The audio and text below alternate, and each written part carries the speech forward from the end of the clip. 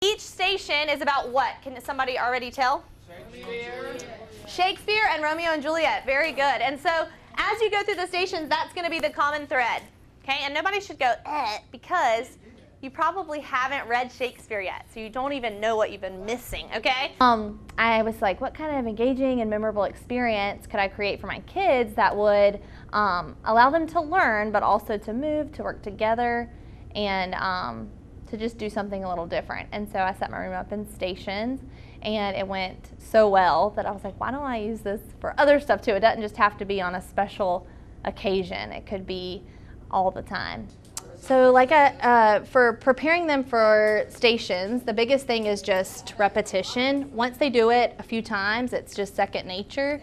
At times, at the very beginning of the year, it would be frustrating, and they'd say, which way do we rotate? What are we doing here? And it's that reminder of like, you have directions on your desk. I'm going to tell you when to rotate. I'll show you where to go. Kind of those reminders. But because, we do them on the very first day of class, that it's built in as this is something we're going to do.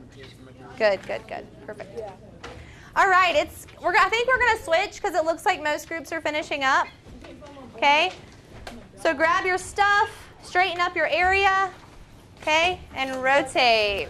Okay, so I've done stations with all size classes and all grade levels. Right now I have 20 juniors, and so I do stations with them, and they're honors students. But I also, last semester, had 33 juniors and was able to do stations with them. So numbers, like, it can work no matter what. Sometimes I can do smaller groups and only have 2 or 3 people at each station. Sometimes I just have fewer stations and still 4 people in each group.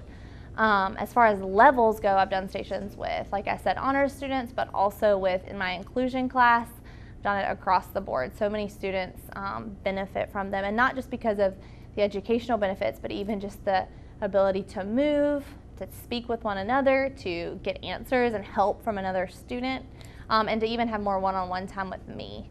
Okay, 2 households, both alike in dignity. 2 households. That's a good guess. If you are attempting stations that you have to be willing to work hard at first, it's very hard to come up with stations if you've never done it, because you don't realize that so many of the things that you're doing could really be a station. So take a step back and think about, what do I want my students to accomplish? What are we going to do this class period anyway? And what of those things could just be built into a station? Also remember that you can use things that you're already going to do with your kids. My kids are already going to do vocabulary this week, so I could just make vocabulary a station. At this one, you're going to look at Shakespeare's language. Okay, there's 10 phrases, and you're going to try to translate them into how we would say them today. So when students finish early, the goal is that they have another station that maybe they didn't finish, so they can pick up where they left off on that. Or they have some kind of other, for mine, they have an activity we do every week, so they can just pull that out and kind of continue that, working on that. So they should always have something to do. Sometimes they might just have a book to read. That's fine too. Sometimes they can just help the other people in the group. To me, that's one of the most valuable parts of it. When you're in a lecture class and you're sitting in the back and you're being quiet, you kind of get to hide. And I think there's certain kids who, that's not good, and they don't want the attention drawn to them. So stations kind of allow you to connect with those kids in a new way.